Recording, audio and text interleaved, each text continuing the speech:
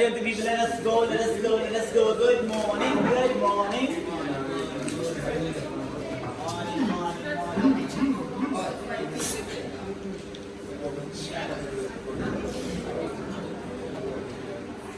Let us finish the indices.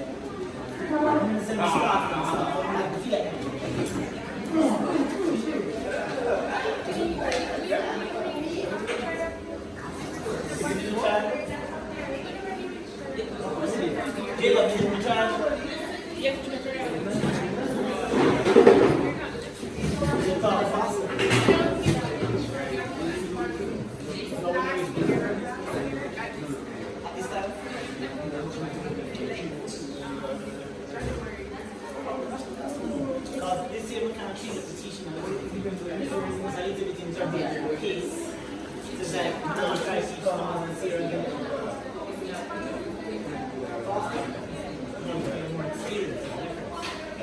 You're bringing more material in terms of like you've seen this before. So it's like mentally you're moving fast. Really? Alright, ladies and gentlemen, let's go. Gentlemen, Mr. Ryan and your friend, are we ready? We are ready. Tadeo, is it ready? Alright. Okay.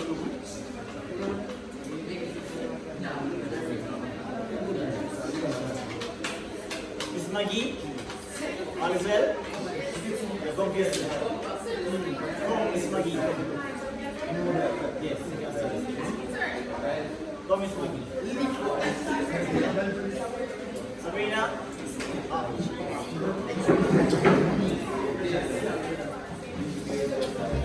It's not first. Come on, wait. Can't really. Can't see. Tell me one last time. Nick. That was so Nick.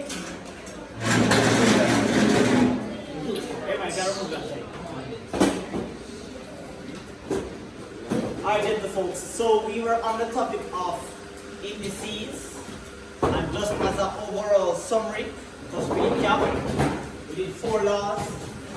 Law number 1 is the multiplication law. Let's confirm it's right. A raised to the power of m multiplied by a raised to the power of n will give us the result of a raised to the m plus n. Confirm? So you go? When they are multiplied and the bases are the same way. Beautiful. Law number 2. The division law. A raised to the m divided by a raised to the n gives us a raised to the m take away n. Confirm? Yes, sir. Familiar with that? That's not unfamiliar. Law number 3.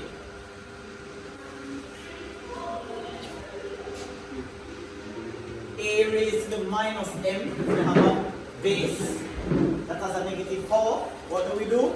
Turn it upside it and change the power from negative to fantastic. So that becomes 1 over a to the m. And of course, law number 4, which was the last law that we did, was the power to power law. So that is a raised to the m, all raised to the n gives us what? A raised to the m multiplied by n. Is that so? Fantastic. If you have missed that session, not sure, because I know that most persons are here. If you missed this session, it's on my YouTube channel. It's either going to be there live, because I haven't taught this to all my students as yet. So you can find it live, or you can find it via, like when I'm writing on the screen without my face in the camera. Okay? So if you missed that session, you have multiple opportunities in which you can catch up on it if you so desire. Okay? But we have to move on. How much laws did we say are in indices? 7. It's about 8 of them. Some people say it's 9. But some of the laws are extension laws. But anyways, let's jump into it. So we're at law number 5, which is called the zero power law. So law number 5, guys. Zero power law. Law number 5 is known as the zero power law. So that's it. You can see it.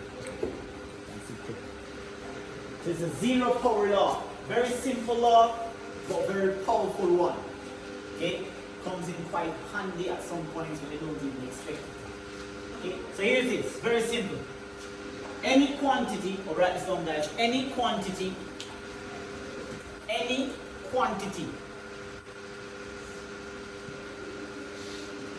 that is raised to a zero power, any quantity that is raised to a zero power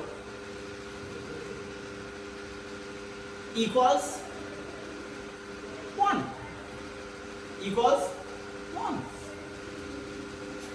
Any quantity that is raised to a zero power equals 1.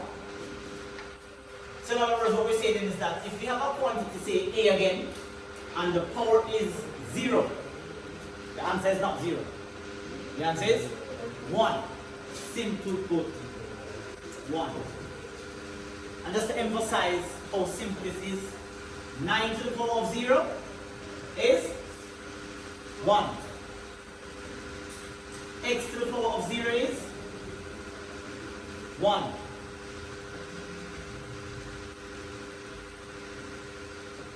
3 to the power of 0 is 1. And you must be wondering why. How it become 1, sir? You don't understand. How it become 1? You can prove it. Okay? So we're going to prove it. We're going to show you why. And what we're going to do to prove this, we have to utilize law number 2, division law, to prove it. Alright, so question to you then. What is 4 divided by 4? What's 4 divided by 4? 1. Agree? Fair enough. So we agree that 4 divided by 4 is 1. Alright, no problem. Now, did any one of you guys, anybody in here remember when I said to you that if you have a quantity or a variable that doesn't have an indicated power, then the power is understood to be 1? Does that sound familiar? If you have a quantity like x and it doesn't have a power, then the power that is understood is a 1. Does that sound familiar? Does it also sound familiar when I say if you have a variable without a coefficient, then the coefficient is also understood as 1? Good. Now that's what you guys always say, x is 1. So if it's not familiar, just learn that. If you have a variable without a power attached to it, then the power understood is 1. So that means it's safe to say then that 4 is 4 to the 1. That's true? It's also safe to say that 4 also here is 4 to the 1. Now, rather than writing 4 divided by 4, I can simply write 4 to the 1 divided by 4 to the 1. Do you agree? Is this the same as this up here? 4, of course it is. 4 over 4 and 4 divided by 4 is the same thing? Can you see? 4 over 4. Alright, so come, talk to me guys. Focus. You're bringing again? Alright, so talk to me guys. Is 4 divided by 4 the same thing as 4 over 4? Guys, talk to me. I'm not giving that energy. Now, so let me talk Spanish. Taji, 4 over 4. Is that the same thing as saying 4 divided by 4? Yes, so work with me, man. Yes, so all if you know. So, let's bring it again. Ready? So, come again. Let's back to this. The question is 4 divided by 4 the same thing as 4? Sorry, is 4 over 4 the same thing as 4 divided by 4? Yes, sir. Sure about that? Yes, sir. And we just established that once you have a quantity that doesn't have an indicated power, then the power understood is 1. So that means 4 to the 1 divided by 4 to the 1, 4 to the 1 over 4 to the 1 is the same thing as 4 to the 1 divided by 4 to the 1. Agreed? Alright. And you already told me that 4 divided by 4 is 1.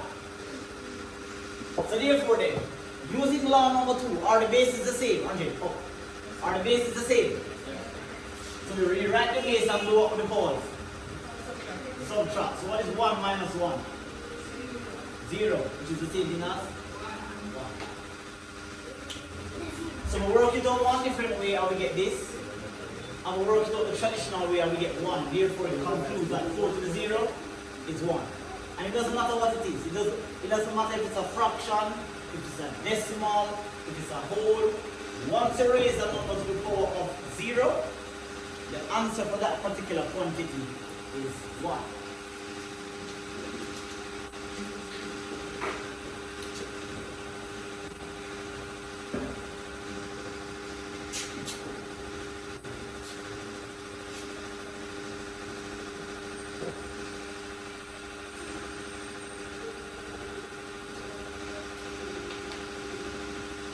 Alright, so how do we use this law then?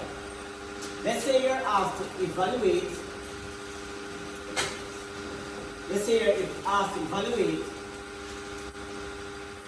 5 to the 2 multiplied by 5 to the 4 multiplied by 5 to the 0. Good.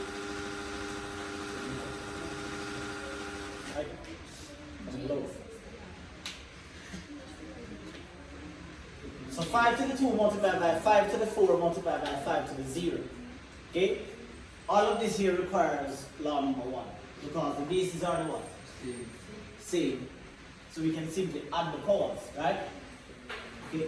So one way to do this is to say 5 to the 2 plus 4 plus 0. That's one way to do it.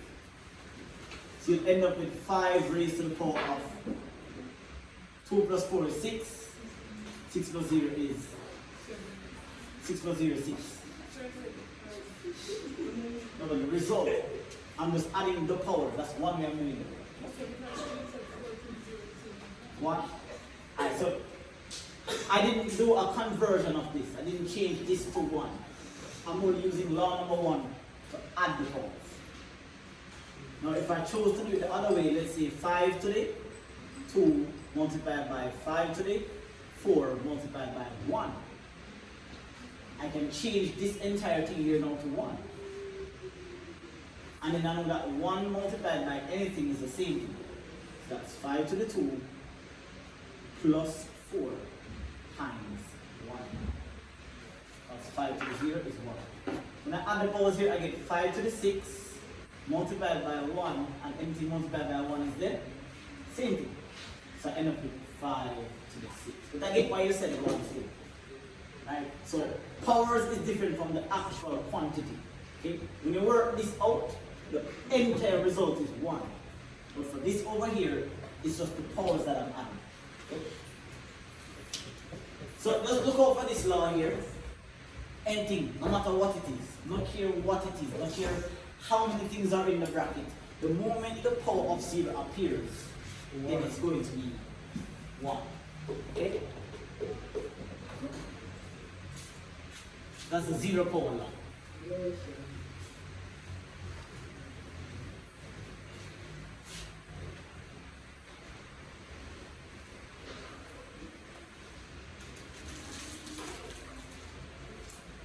Alright, so moving on now to law number 5 and 6. Yeah, law number 5 and 6, I find that they are the same. Law number 5 and 6, they are the same to an extent. Sir? Yes. How would you always 4, 5. Oh. Oh, so 6 and 7, my man. Thank you. So some teachers will call it law 6 and 7. They will separate it. for me, I kind of join them together because they are kind of dealing with the same principle. We call it the fractional index law. How do you deal with a situation? How do you deal with a situation? Please note that indices will not be on your quiz for next week, Monday. Okay? The quiz for indices is going to be on your end of term, not on next week's quiz. So whatever is being taught today, it's not on the quiz. Pardon me? Maybe. In the last 3 weeks, along with bits and pieces of what you've been learning, and stuff that you guys keep getting incorrect, like the fractions, the decimal. The traditional questions are always going to come. PEMDAS, fractions, decimal approximation, ratio, variation. Those questions are going to be coming on every quiz until I'm satisfied that more than 50% of my class gets it. We're not going to stop sending it out. Okay? But for the most part, the core part of the quiz will be on what we've done over the course of the last 2 weeks. So we're dealing with when the index or power, same thing. We're dealing with when the index is a fraction. So we looked at when the powers were positive. We looked at when the powers are negative. Now we're looking at when the index is a fraction. Guys, if not, you're going to be forced to stay away. This is where now when students get lost in math. In a part here where you really have to dig deep and try to stay alive in the class. Okay? You might just call it a topic where, oh, I never understand this topic from the slide. You can't make no topic slide. You have to get it. Okay. Alright, so let's see what happens now. So the law 6 and 7 says that if we have a quantity that has a fractional index, and the index could be, say, 1 over a number, it's like a to the half, or a to the a quarter, or a to the 2/5, something like that. When the power is a fraction, or it could be a raised to the m divided by n, with two different numbers, like a to the 2/3, or a to the 3/5. You know? Example of this would have been, say, 4 to the power of a half. How do you deal with a situation like that? Like, is a calculator? You can. Or how do you deal with a situation like 8 raised to the power of 2/3? How do I solve that? Is it 8 multiplied by 2/3? Or is it 8 multiplied by itself 2/3 time? How do you multiply something by itself 2/3 time? So you have to learn how to deal with situations like this. Now I'm going to give you 2 alternatives. I'm going to give you the alternative of using the law, and hopefully if you can fathom how to use it. But then I'm going to give you an assignment that you need to do. First I'm going to give you an assignment. Okay? And that assignment can make it easier, or you can just use the law. So I'm giving you options. So let's do the law first.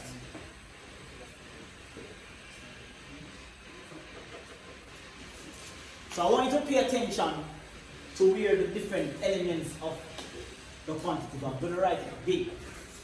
A raised to the 1 over n. Pay close attention. Pag attention. This will become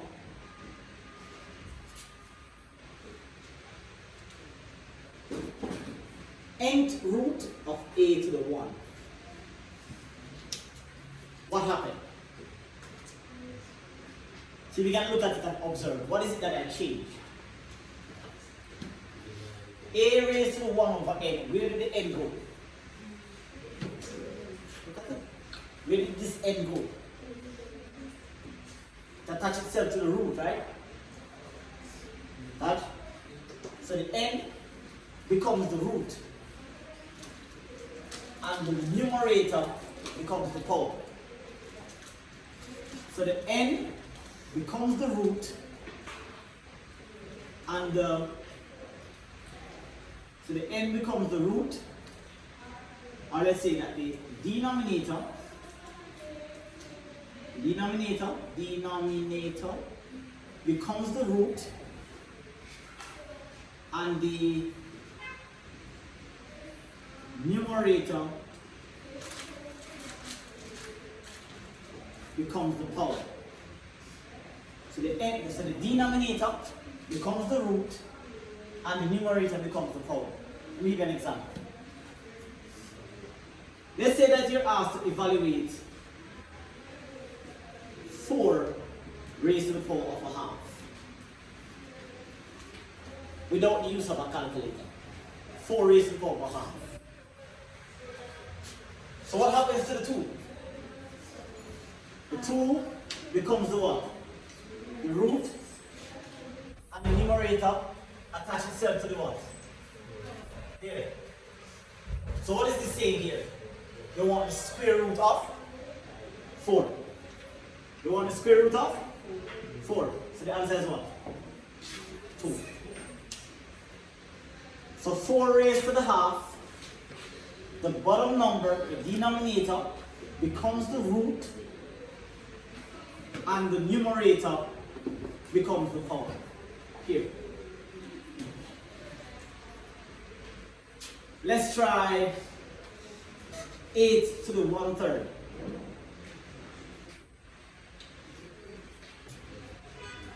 What happens to the 3? The process is observe and see what happens. The n at the bottom attaches itself to the hook, so it becomes the root. And the number at the top attaches itself to the base, it becomes the power. So therefore this becomes the cube root. So you put the 3, you put the denominator on the hook, and then you put the 8 underneath the radical side of the power of 1. So what is this asking us for? This is asking us for the cube root of 8. And so the cube root of 8 is once again going to be 2. So you might be asking, sir, how do you know these things? How did you know that the cube root of 8 is 2? How did you know that the square root of 4 is 2? How do I know the root of any number? There's a particular table that you should be familiar with. This is going to be your assignment. Please write this down for me. So for your, it's not even an assignment. I don't want you to think that when you do it, I'm supposed to mark. You're doing it for your purpose. Okay? So you have something known as the square table, and you have something known as the cube table. So what you're going to do for me, for your own purpose, not for mine, for your own purpose, you're going to design the square table, okay, in your book. And over time, you will have this as, just look at it as a little timetable that you're going to be looking back at time and again. So here's how it's constructed. You're going to take every single number from 1 to 25 and multiply them by themselves.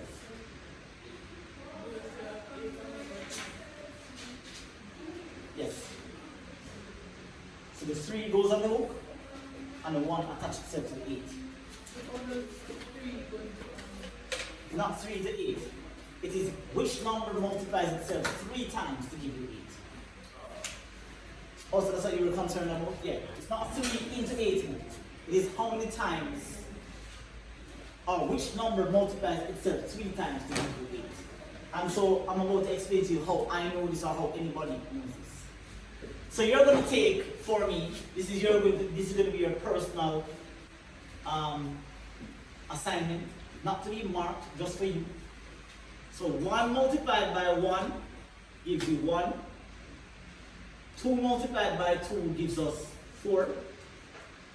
3 multiplied by 3 gives us 9. And you are going to finish this all the way to 25 times. As a matter of fact, finish it to 30 times 30, which is 900. So you're going to fill in the rest. Okay? Not now. You're going to fill in the rest. So you're going to do 4 times 4, 5 times 5, 6 times 6. Have a page in your book. And when you do it, fold the page. That's going to be your, call it a resource. Okay? You're going to go back to that table again and again and again and again. Okay? So finish that. That's for the square table. For the cube table, you're going to do the same. But this time we're not going to go all the way to 30. We're going to take it as far as, give or take, say 15. So cube means times itself 3 times. 1 times 1 times 1, which is 1. 2 times 2 times 2, which is 8. 3 times 3 times 3, which is 27. And you're going to finish this all the way to 15 times 15 times 15. I think this is 1,000. So, is it 1,000? Somebody can double check that for me? 15 times 15 times 15. I think it's 1,000. 3,000? Yes, that's it. So 3,375. So that's your personal assignment. If you do it, you're giving yourself a chance to be more efficient in the class. If you don't, if you choose not to do it, right? If you choose not to do it, then you're going to find yourself struggling every single time you see an instance part. Alright, so complete that for me for next week's class. Alright, let's get back to this then. So, as a summary then, what we're saying is that once you have a quantity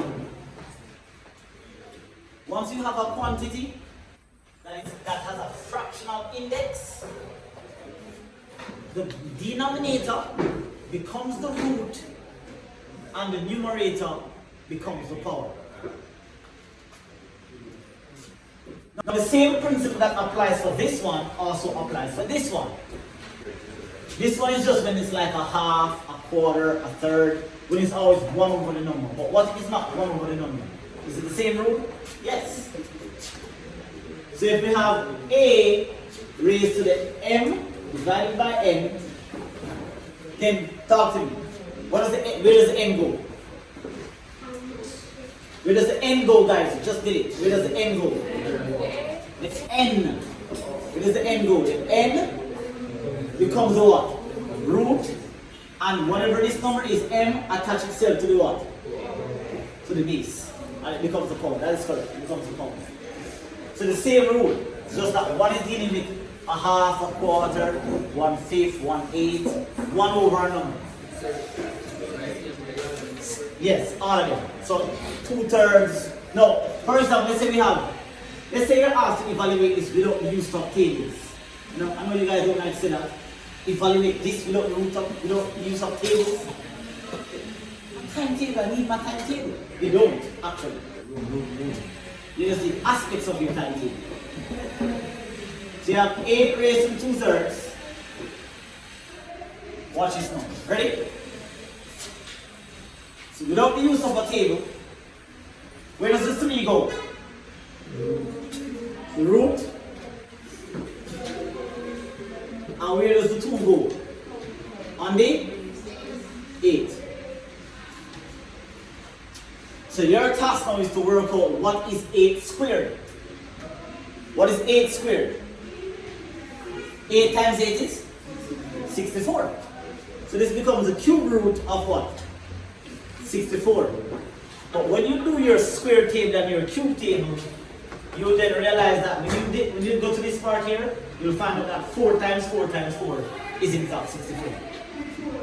So because you have your cube table, you'll be able to look back at your cube table and be like, which of these numbers multiply itself 3 times to give me 64? So your answer here is going to be 4. Okay? Let's do another one.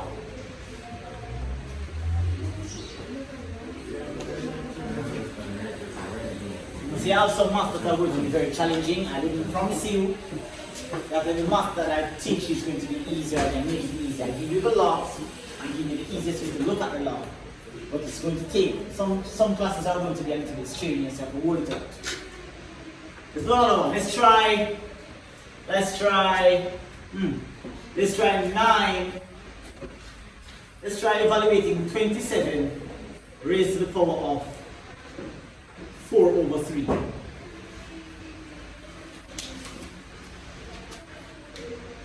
Let's try it.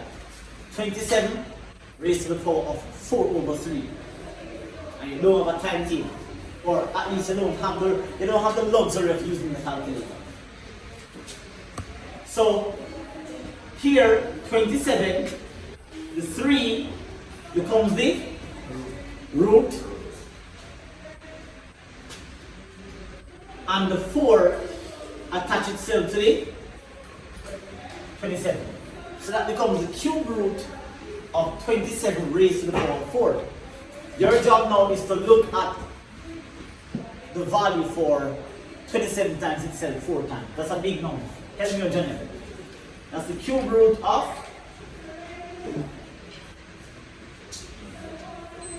27 times 27 times 27 times 27. That's a very big number. Good. 531,441. And it's almost next to impossible for you to know that out of here. If you ask, yes, 27 times itself 4 times. And if you ask me this 3 weeks from now, I'm probably not going to be able to tell you what the cube root of this is. I won't remember.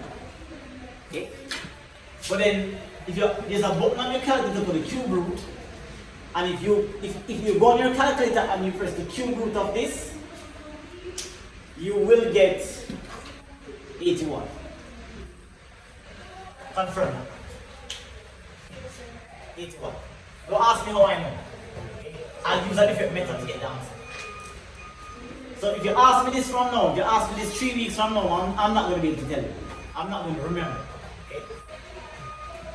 So that's how you use the law. Now this law, we don't really use this law numerically. Like when it's numerical, we have a different way to go about it. So if you prefer the law, that's also good if you want to use the law. But there's another option. And we call it the I use the exponential method to do it. Alright, so how do we do this? For us to use this method, you'll have to be at least 50% familiar with your timetable. So if you're not 50% familiar with your timetable to an extent, especially this part of the timetable, you might not find this method appealing to you. You might not find this method appealing to you. May I erase? No. No? Can I go over here?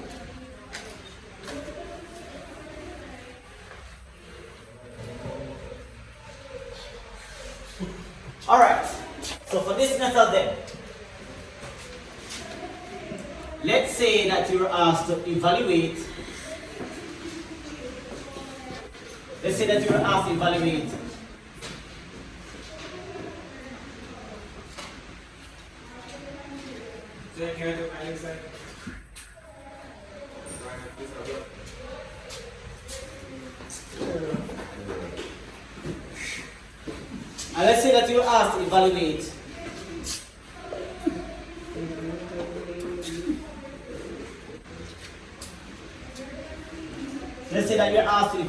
say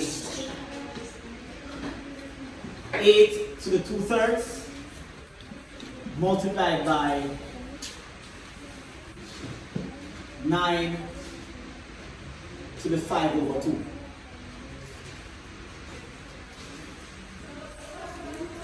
So now you end up with a math problem where the bases are not the same.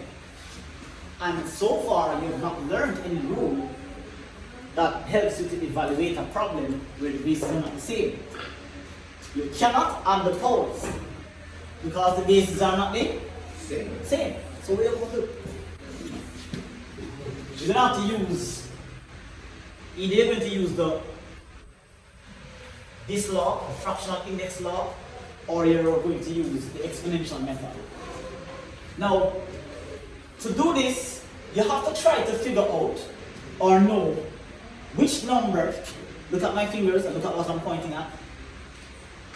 When I look at this, first thing that comes to my mind is I need to find a number that when I multiply it by itself 3 times, I'll get 8. So my focus is on these 2 numbers here.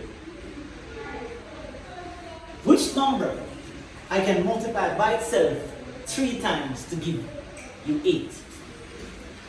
As I said, if you're not familiar with your square table or you're not familiar with your tables at all, you will struggle. So we know earlier, I heard you correct. So 1 times 1 times 1 is 1. And once you've done your table, you're realizing that 2 times 2 times 2 is what? So basically, 2 is a number that you can multiply by itself 3 times to give you 8. So this becomes 2 to the power of 3. So I've converted the 8 to an exponential form. I've converted the 8 to an exponential form.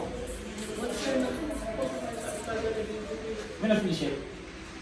So I've converted the 8 to 2 to the power of 3. Then I'm going to multiply it back by the power that was initially there. Pay close attention. I've not done anything strange. I've converted the 8. You just told me that 8 is 2 times 2 times 2. Not true? So I've changed the 8 from being a whole quantity to mean an exponential quantity. And then now remember that I have to multiply it by the power that was initially there. Okay? Multiply them. Is there a number? Look at the numbers that I'm pointing at. Is there a number that you know that when multiplied by itself twice gives you 9? 3? Let's check it. You would know your square table by now. So when you say 1 times 1 times 1 is what? 1. 2 times 2 times 2, sorry. Pardon. 1 times 1 is what? 1. 2 times 2 is what? 4. 3 times 3 is what? Good. So there is a number. There is a number that when you multiply it by itself twice, you are going to get this number, which is what? 3. So this becomes 3 squared. What have I done? I've not changed anything. I've not changed the problem. I've just written the question in a different format. So I've changed the 9 to mean 3 squared, and I'm going to multiply this now back by 5 over 2. So ready now, look at this. 3 cancels 3. We are left with 2 squared, not true? So what is 2 squared? 4. What is 2 squared? 4. 2 squared is 4. And 2 cancel 2, we are left with 3 to the 5, right? Go on your calculator, work out 3 to the 5. I think that should give you 720 now. 3 to the 3 is 27, 3 to the 4 is 81, 3 to the 5, I think it's 243? Yes, sir. It is 243. And then now what is 4 multiplied by 243?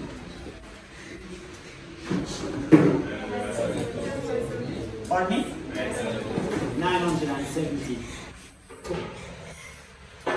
That is how you get the answer to this particular question. As I said to you, one of two things.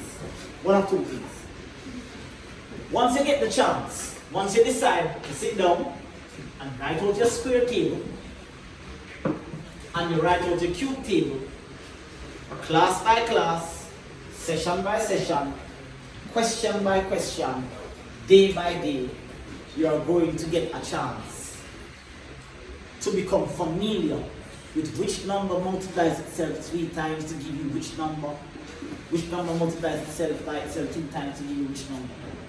Little by little, you're going to get an experience. For now, everything looks a little bit scattered because perhaps this is the first time you're really getting so deep into the whole exponential values of math. But that's the sort of thing. You gotta do another one.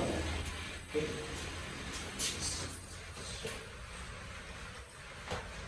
I kind of prefer this method because I kind of have the square table and the cube table in my head. Alright, so let's evaluate this here. 27 raised to the 1/3 multiplied by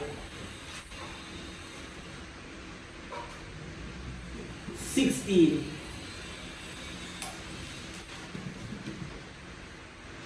to the 3/2.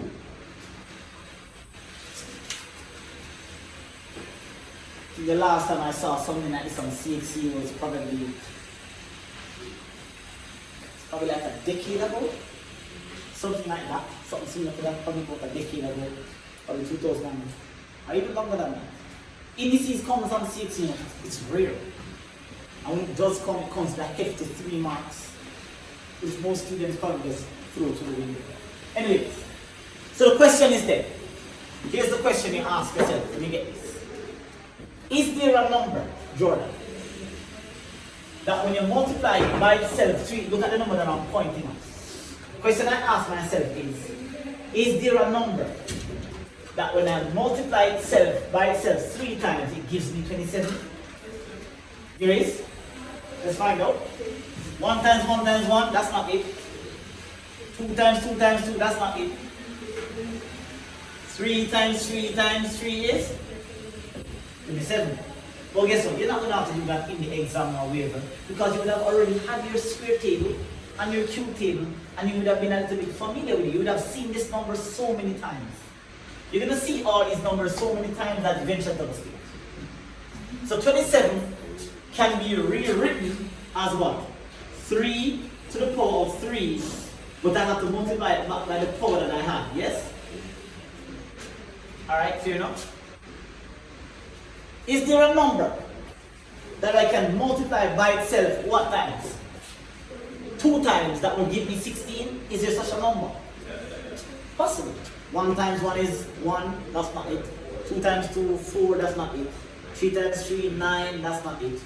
4 times, 4 times 4 is 16. So I can change this then to what? 4 squared times what? 3 over 2. And then now, notice that every single time, both those 2 cancel. Both those 2 cancel. So what I'm left with is just 3 to the power of 1, which is what? 3 multiplied by 4 to the power of 3. Remember, raising a number to a power is not multiplying the number by the power. So don't make the mistake and be like 4 times 3 is 12. It's 4 to the power of 3, which is why the numbers in the powers are smaller in appearance than the actual quantity. Okay? So 4 to the 3, Jordan, is 64. So Jordan already get used to the whole idea of 4 cubed. Asking this 15-20 minutes ago, you probably would have if I'm done. Okay? So that's 64. And what is 3 times 64? 192. Remember, maths is all about getting familiar with it. So you see it for the first time, it looks a little sketchy when you start doing it. You're like, oh, okay, this is what it's like, this is what I'm expected to do. Also, this is why I didn't understand when he was teaching or when she was teaching. Now we get familiar with it. You know, work through a couple of basic examples, get a feel of it. Yes, Shanice? 6 and 7. All the way, that's why it's called the fractional index law. That law governs the fraction powers. I'm going to do one more for you, and then I'm going to give you one to try. One more, okay?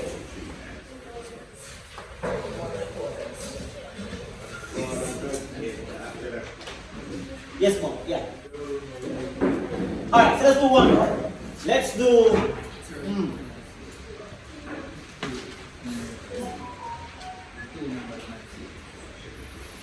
Well, that's going to attract a lot more. We want them to not have the same base, because we've always been doing when they have the same base. Right, so let's look at say, say 100 raised to the power of 3 over 2 divided by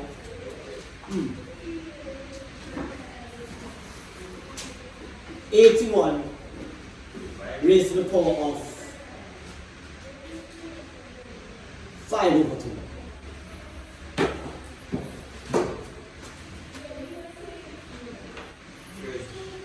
Now let's do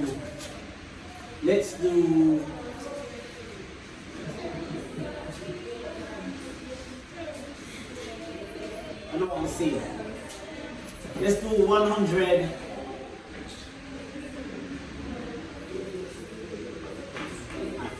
Let's do 64 raised to the 2 over 3 divided by 81 raised to the 5 over 2. And Some 5 over 2, that's correct. Now, sometimes when you get these type of math, we don't really want the answer in decimal. So when you get down to the point where your answer becomes a fraction, you don't need to divide it and give me a decimal. You don't want the answer in decimal form. You prefer leaving the answer in fraction.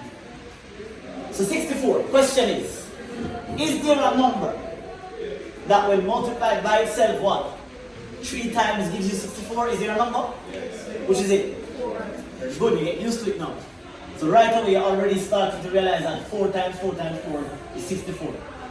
So that's 4 cubes multiplied back by the power that I had. Is there a number such that when multiplied by itself twice gives you 81? Very good, 9. So that's 9 squared times 5 over 2. Okay? The 3 cancels the 3. So is it always going to cancel? It should. Because once you are rewriting the basis as an exponential quantity, you're always writing them in the form such that these 2 will always cancel. If they are not cancelling, it means that your conversion was incorrect. This cancel this. So what we end up with now is 4 squared over 9 to the power of 5. Let's work that out. What is 4 squared? 16. And 9 to the 5 is a very big number. I know that 9 cubes is 729. So go 59,000. 100 and? I'm 49. Not here. I'm 49. Oh, 149. No. 59,049. Oh, 59,049. Yeah. Good, and that's leave it right there. We don't need the decimal form. That's the answer. The answer is 16 over 59,049. And you're only getting this because I'm making the questions up in my head. Yes, please.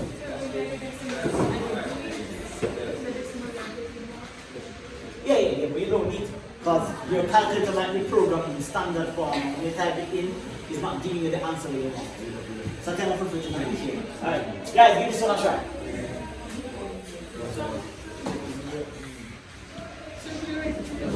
Pardon me? Oh, so you can't see it from here? You can't see it? Oh, can I write here? Alright guys, you try this one please. You guys try this one. 1. Evaluate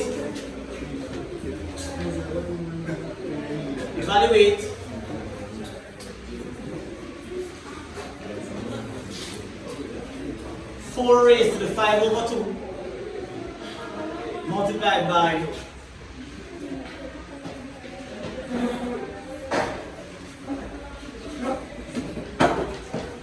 25 multiplied by, you want to use random numbers, multiplied by, you can't write so fast guys. 4 raised to the 5 over 2 multiplied by, I want to give you something challenging.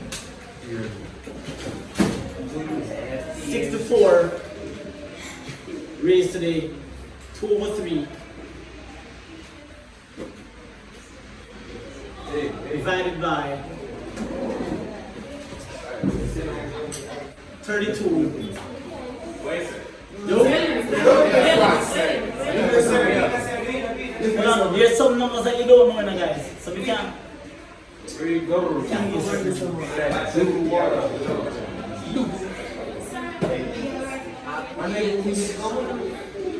For some reason.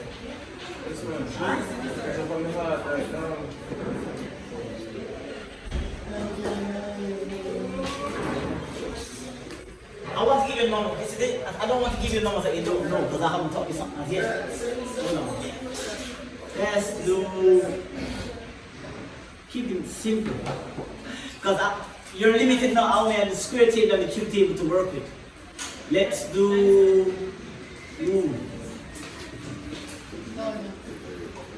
What? 9 raised to the 2 over 3. We get rid of it. It's stressing me out. Go ahead and try that. So 4 raised to the 5 over 2 multiplied by 64 raised to the 2/3 divided by 9 raised to the 2/3.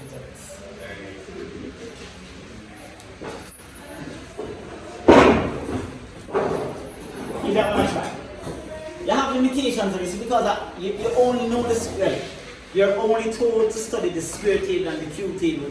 So I can't give you the questions that I really want because like the 5th root table, the 6th root table, I haven't showed you how to derive those as yet.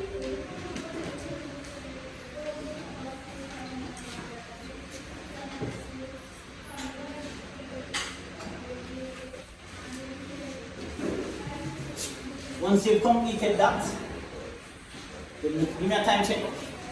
Give me a time check, guys.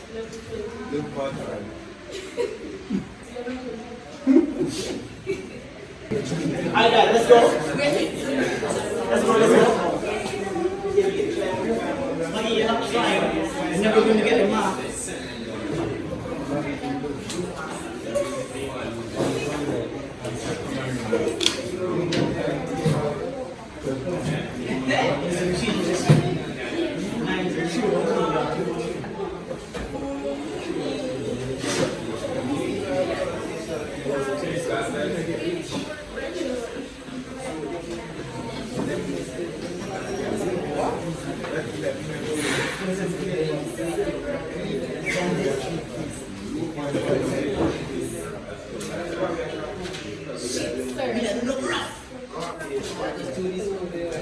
Let's go.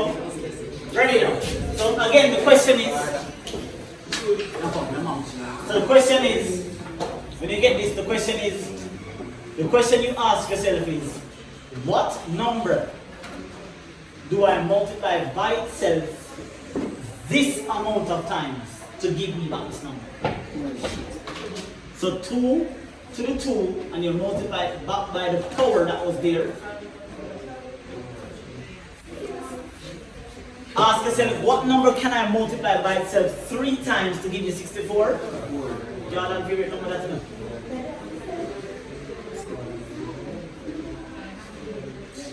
Divided by, what number do I multiply by itself twice to give me 9? That's 3 squared times 2. So notice that cancels that cancels that, and that cancels that. This is 32 multiplied by 16 divided by 27. 3 to the 3 is 27. Now at this stage, if you type everything on the calculator, you're going to get a decimal, which we don't really want. We're trying to avoid that. So I'll just go right ahead here, and I would say 512 over 27. I'm not sure. Can you check to see if 3 can go into 512? Can 3 go into 512? You go into exactly? No. Can 9? Can you try 9? Well, 3 cannot go into it, 9 cannot go into it. That's it. That's it. When you do it in this, you don't really do it for decimals. Alright, so make sure you get that. Make sure you get the square table down. Ladies and gentlemen, the square table is important if you want to be efficient at this. Give me a time check. 11 to 2. Alright, let's go. Let's wrap this up. Let's wrap this up. Let's give you some more advantage. Alright, so far, what we have done so far is just give you a little gist, a little idea, but we're limited. Notice that every question I have, I always have a 2 or a 3. What if it's a 5, or a 6, or a 4? How do you manage? Alright, so let's say you have a number like 32. Paying attention? Let's say you have a number like 32, and you're asked to convert 32 to an exponent. Right? Let's say you have the number 32 and you want to convert it to an exponent. What you have to do is to find a number that will divide out 32 until there is a remainder of 1. That's the idea. So you always start at the lowest number. Apart from 1, start with the next lowest number. Which is what? 2. Let's try. 2 into 32. Talk to me now. 16. 2 into 16. 8. 2 into 8. 2 into 4. 2 into 2. Is there a remainder of 1? Good. So how many 2's do you see here? 5. So this becomes 2 to the power of 5. Any number at all that you get, you can always derive the exponent for it, or the exponential form for it. Take the number and choose a number that you think can go into it and divide it out until just a remainder of 1. Then you get the exponent. Let's try another one. Let's try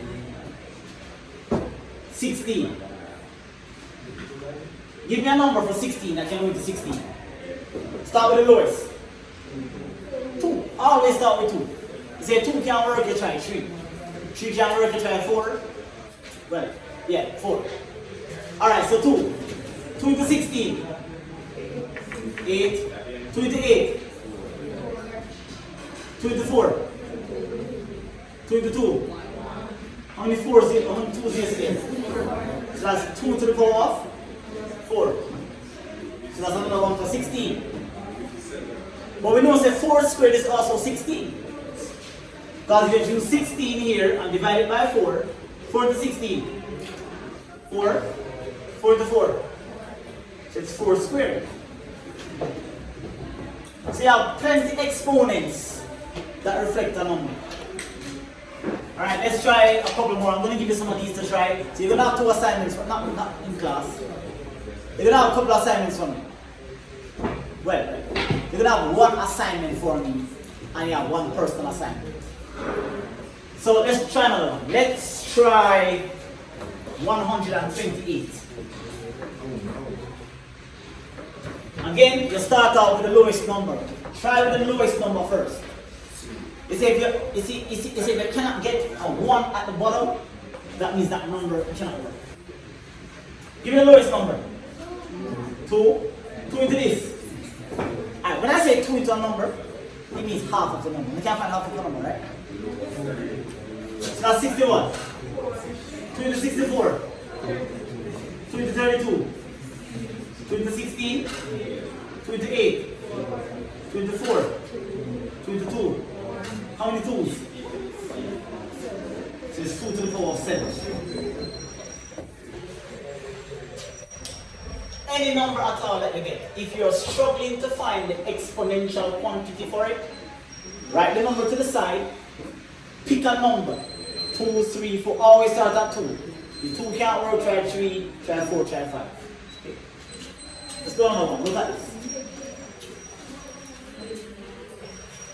And I'm not going to give you a number that cannot be reduced. I'm always going to give you a number that can be reduced. So let's try a number like 243. We did this earlier, but you might not have realized how I got the answer. Can 2 go into that? No? Maybe 3 can work? Maybe. Test it. Yes, sir. How many times? So when you look at it, you'll know that 2 cannot go into it because it's an odd number. But then you'll be like, alright, 2 can work. Let's try 3. Try 3. 243 divided by 3. 81. Okay. 3 into 81. Can work. It's working. Okay. 3 into 27. 3 into 9. 3 into 3. It works. Oh no. It works. So how many 3's is there? So it's 3 to the power of 5. So once I give you a number, and it's not on your square table, and it's not on your cube table, take the number, put it to the side, pick a number to divide it out until you get a remainder of 1. Then count up how many numbers are at the side, and that's going to be your exponent. I want you to do these for assignment for me. Practice, bring them back tomorrow if you want, tomorrow or next week, it's up to you. But convert all of these numbers that I'm going to write. I'm going to give you probably about 10 of them. Convert all of these numbers into its exponential form. Okay? Alright. So once you take them off, you can go.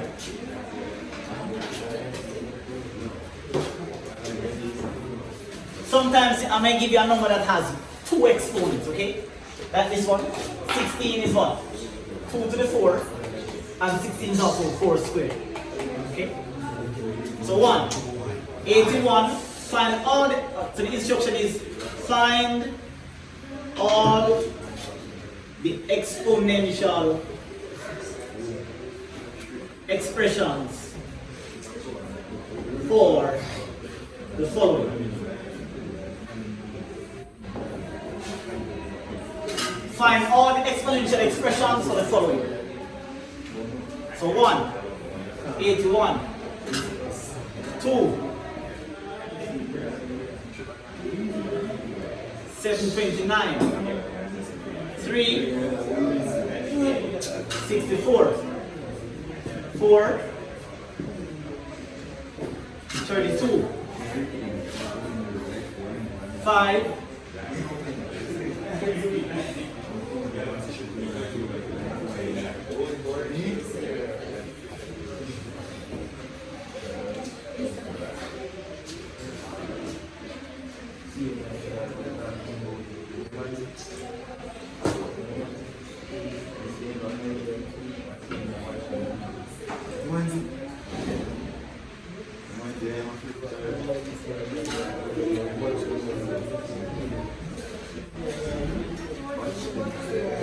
you don't have to show me the working out.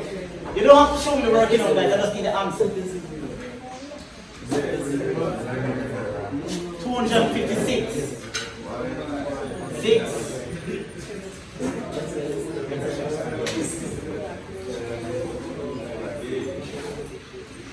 625. 7. No, I mean, no, not no. It's an assignment. You're not going good enough. So we can't call it that. That's an assignment to you when you want to do it. Homework, you're not doing it. Nothing happening.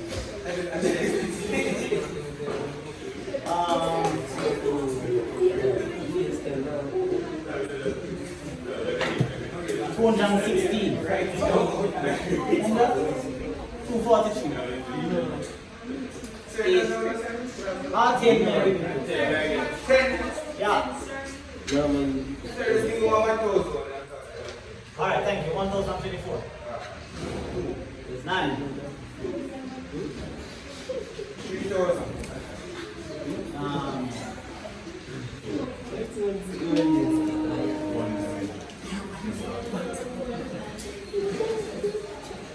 'There's not a lot of them in place. Not a lot of them. That's why.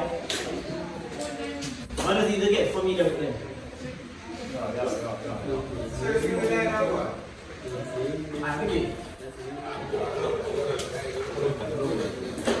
As a convert those, you don't need to show me the working out. I would appreciate the working out though.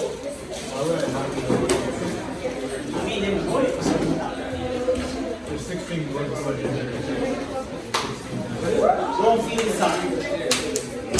Who have test papers to come for, please come for them. I do not want to keep your papers. Have your test papers, please come for them. Did you do any quiz? Who get a paper? Put on wait. No, I'm evening school. Oh, sorry, not evening. Evening school.